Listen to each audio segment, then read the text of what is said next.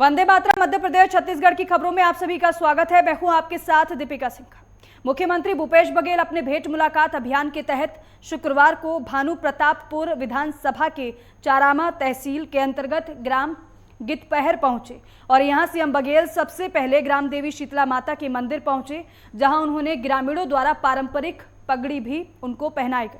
हालांकि जिसके बाद उन्होंने माता के विधि विधान से पूजा अर्चना कर क्षेत्र की शांति और समृद्धि की कामना की।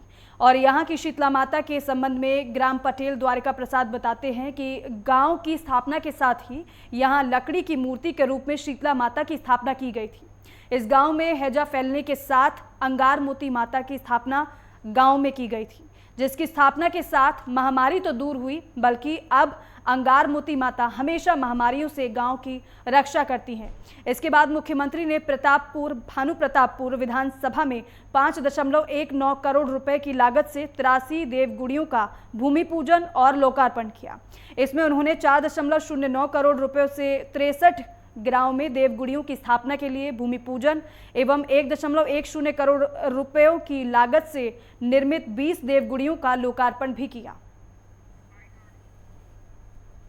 में आदिवासी समाज यदि सामुदायिक भवन ओकरो भी घोषणा करता हूँ बासनवाही में और बारगरी में 2 नवा उप स्वास्थ्य केंद्र की घोषणा करता हूँ और मरकटोला जलाशय जीर्णोद्धार कहा थे ना, ओकरो बहुत अपना सड़क पुल पुलिया मांगे विधायक जी है।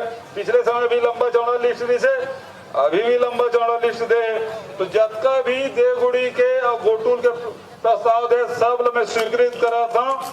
और जतका भी अब सड़क पुल पुलिया के अब्बड़ लंबा चौड़ा लिस्ट दे, अब बोले मैं परिचय और 30 ठक तो ही कर हाथ में पे बाबू, ये सब परिचय करा लेता हूँ, एस्टिमेट बनाऊं और बाद फिर राशि उपलब्ध हो जाए स्वीकृत करा जाऊं। और वही दुर्ग कोंदल भेंट मुलाकात में मुख्यमंत्री ने कहा कि सरकार ने किसान, बच्चों, श्रमिकों सबके लिए योजनाएं बनाई हैं। मैं यहां उनकी हकीकत जानने आया हूं। लोगों को योजनाओं का लाभ मिल रहा है और या नहीं, ये इस दौरान मिरवाही निवासी शंकराबाई ने 10 साल से राशन कार्ड नहीं बन पाने की शिकायत की, जिस पर मुख्यमंत्री ने अधिकारियों को तत्काल इसकी जांच करवाकर राशन कार्ड बनाने के निर्देश दिए। जिया गांव निवासी सदाराम ने बताया कि उन्हें 2 एकड़ में पट्टा मिला है। वो कुटकी, माड़ियाँ, कुल्थी की बुआई करते हैं। सरस्वती महिला स्वयं सहायता समूह की सदस्य देववती ने बताया है कि वो सभी सदस्य गौठान में खाद बनाते हैं, 3 साल से काम कर रहे हैं। उनका समूह सब्जी और बकरी पालन भी करता है। उन्होंने बताया कि उनके समूह ने 2 लाख की सब्जी और 2,14,000 का वर्मी खाद बेचा है।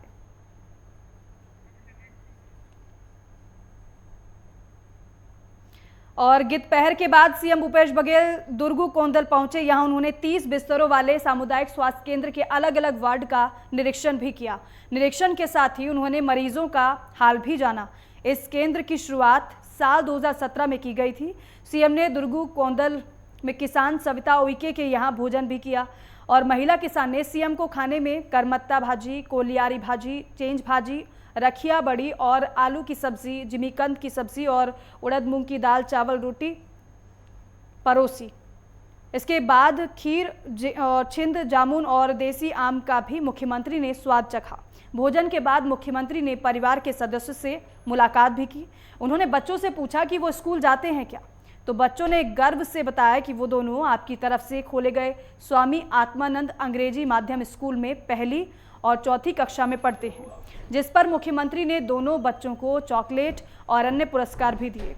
बच्चों की मां सविता ने मुख्यमंत्री से कहा कि आपने शासकीय अंग्रेजी माध्यम स्कूल खोलने से ये संभव हो सका है कि हमारे जैसे कृषक परिवार के बच्चे भी अब अंग्रेजी माध्यम स्कूल में पढ़ पा रहे हैं।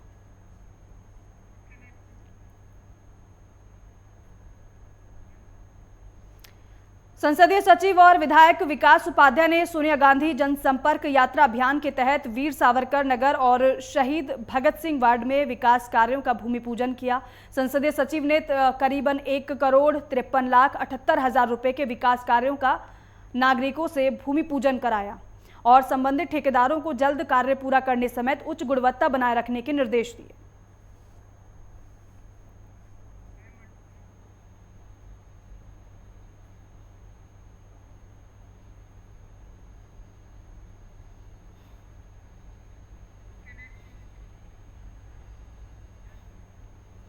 बिलासपुर सांसद अरुण साव कोरबा के दौरे पर पहुंचे, जहां उन्होंने मोदी सरकार के 8 साल पूरे होने पर एक प्रेस वार्ता की और केंद्र सरकार की उपलब्धियां भी गिनाई। उन्होंने इस 8 साल के कार्यकाल को स्वर्णिम यात्रा बताया है। सांसद अरुण साव ने कहा है कि बीते 8 साल में बीजेपी की सरकार ने कई बड़े और कठोर फैसले लिए हैं। पक्के मकानों में रहने का गरीबों का सपना पूरा हुआ है। व्यापक अभियान नरेंद्र मोदी जी के नेतृत्व वाली सरकार के 8 साल पूरे हुए हैं। 8 साल पूरे होने के अवसर पर भारतीय जनता पार्टी पूरे देश में सेवा, सुशासन और गरीब कल्याण अभियान चला रही है। आप सब ने इस बात को महसूस किया है कि 2014 से पहले देश में चारों तरफ निराशा का वातावरण था और देश में किस प्रकार से अराजकता की स्थिति थी, आर्थिक स्थिति बदहाल थी, राष्ट्रीय सुरक्षा को लेकर चुनौतियां थी। लेकिन पिछले 8 वर्षों में नरेंद्र मोदी जी के नेतृत्व में सरकार बनने के बाद आज देश में एक नए उत्साह का वातावरण हुआ है। बिलासपुर से करीब 21 किलोमीटर दूर बने एनटीपीसी पावर प्लांट से निकलने वाले वेस्ट मटेरियल राख हवाओं के साथ गांव में फैल रही है, जिससे सुखरीपाली, रांकरलिया, गतौरा, हरदी कला समेत 8 गांव के लोगों की परेशानी अब बढ़ गई है। एनटीपीसी प्रबंधन इस बारे में कुछ कर नहीं रहा है, जिससे विरोध बढ़ गया है। इस समस्या को लेकर शुक्रवार को कलेक्ट्रेट का घेराव किया गया और जिला प्रशासन समेत एनटीपीसी के खिलाफ जमकर नारेबाजी की गई। इसके साथ ही साथ समस्या दूर नहीं होने पर ग्रामीणों ने आने वाले दिनों में चक्का जाम की स्थिति निर्मित करने की चेतावनी भी दी है। हालांकि लंबे समय से चली आ रही समस्या का स्थायी समाधान अब तक नहीं निकल पाया है, जिसको लेकर ग्रामीणों में आक्रोश है। हमारे गांव सुखरीपाली गतौरा रांकरलिया में उधर यानी करीब 1.5-2 महीने से राखड़ उड़ रहा है। हम लोग इतना परेशान हैं कि खाना खाने से भी समय ऐसा नहीं मिलता है कि जो हम खा सकें। और छोटे छोटे बच्चे हैं, उन लोग को बीमार भी पड़ रहे हैं, सर्दी खांसी बुखार आ रहा है राखड़ की वजह से।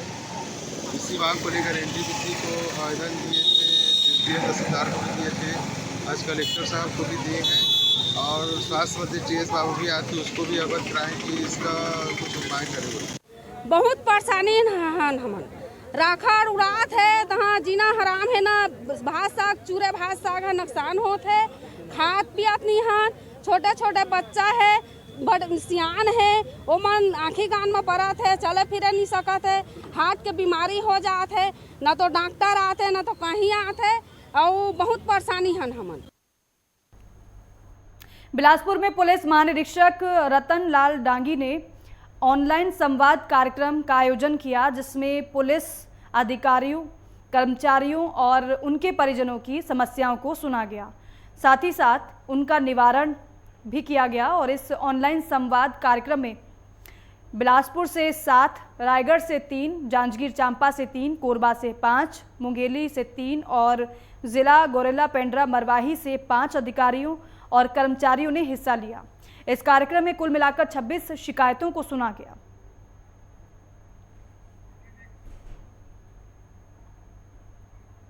और वही दंतेवाड़ा जिले में बारसूर थाना क्षेत्र के उपेट गांव से 21 मई को 1.5 माह के नवजात शिशु युग कश्यप के लापता होने की रिपोर्ट परिजनों ने थाने में दर्ज करवाई थी। अब इसी घटना में पुलिस ने लापता बच्चे की हत्या करने वाले उसके पिता के नाम का खुलासा कर दिया है। दरअसल कलयुगी पिता इस बात से क्षुब्ध था कि शादी के बाद जल्दी वो बच्चे का पिता बन गया। दरअसल कलयुगी पिता ने अपने मासूम बच्चे की हत्या करने के लिए यूट्यूब देखकर प्लान तैयार किया और पहले उसने खुद बच्चे को अगवा किया, फिर गांव के बाहर एक पुलिया के नीचे अपने बच्चे को छिपा दिया। इसके बाद दूसरे दिन पहुंचकर बच्चे को पास के ही तालाब में फेंककर हत्या कर दी। इतना ही नहीं, पुलिस को और ग्रामीणों को शक ना हो और इसीलिए बच्चे का गमछा और कमर पर बंधा काला धागा अपने ही घर के पास खेत में फेंक दिया और एक मुर्गी को मारकर खून उसी धागे के आसपास डाल दिया, ताकि लोग ये समझे कि बच्चे को कोई जंगली जानवर उठाकर ले गया और मार दिया। पुलिस ने आरोपी का मोबाइल जब्त कर धारा 302 के तहत हत्या का मुकदमा दर्ज कर लिया है, जेल भेज दिया है।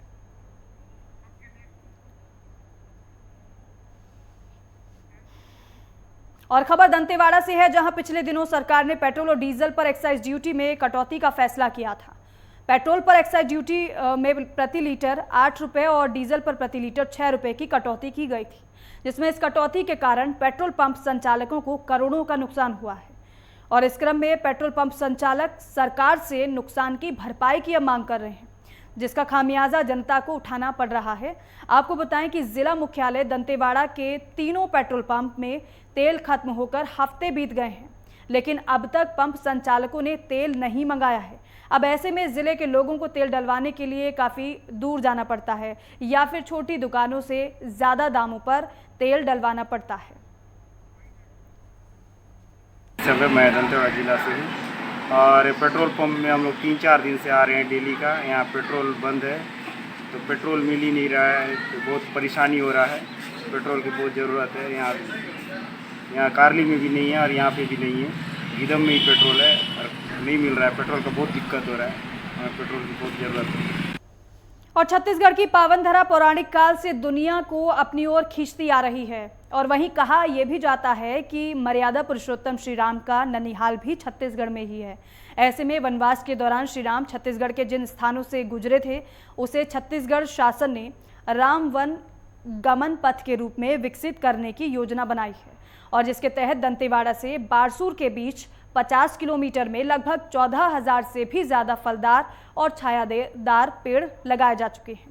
वहीं राम की यादों को धार्मिक कथाओं में सुनते आ रहे राम भक्त इन स्थलों को देख सकेंगे। जानकारी के मुताबिक अंदर के वन क्षेत्रों में सड़क परिवहन का कार्य भी विकसित है, जिससे कई आर्थिक गतिविधियों का स्वयं संचालन होने लगेगा। उसके first year, second year, third year में सुरक्षा का अच्छा दायित्व बनता है। और इसके साथ साथ इसके रूट में हमारे जो भी राम मंदिर है और कल्चरल टूरिज्म से जुड़े हुए नाथन जैसा एरिया में, वहाँ पर हमारा राम मंदिर में बहुत सारे लोग वहाँ पर प्रेरित होकर अपना आस्थामूलक इस काम को बहुत सराहा भी किया है। और इससे एक ये भी बनता है कि हमारा टूरिज्म का प्रोस्पेक्ट्स भी बढ़ता है, क्योंकि दोनों साइड में प्लांट्स को और राम वनगमन परिपथ में हमारा राम भगवान की वहाँ पर जो आस्था है उसका ज़्यादा प्राथमिकता देते हैं। और देखिए, बालोद में मानसून आने की संभावना बताई जा रही है। वहीं मानसून की दस्तक भांपने के साथ ही किसानों को खेती की चिंता भी सताने लगी है, जिसे लेकर किसान खरीफ फसलों की तैयारी में जुट गए हैं। कृषि विभाग के उप संचालक नागेश्वर लाल ने बताया है कि विभाग भी इस कार्य में किसानों का सहयोग करेगा, जिसकी वजह से किसान सहकारी समितियों में जमीन का पर्चा लेकर बैठे हैं। आपको बता दें कि पर्चे के आधार पर ही किसानों को ये समितियां इमरजेंसी कृषि ऋण के रूप में खाद बीज देती हैं, और फसल आते ही वो ऋण की राशि को काट भी लेंगी, जिसके बाद धान बिक्री की शेष राशि किसानों के बैंक खाते में चली जाएगी। जानकारी यह है कि धान की एक फसल के दौरान खाद की 3 बार ज़रूरत होती है, लेकिन खुले बाजार में खाद के दाम आसमान छू रहे हैं, और इसीलिए किसानों की भारी भीड़ समितियों में देखी भी जा रही है।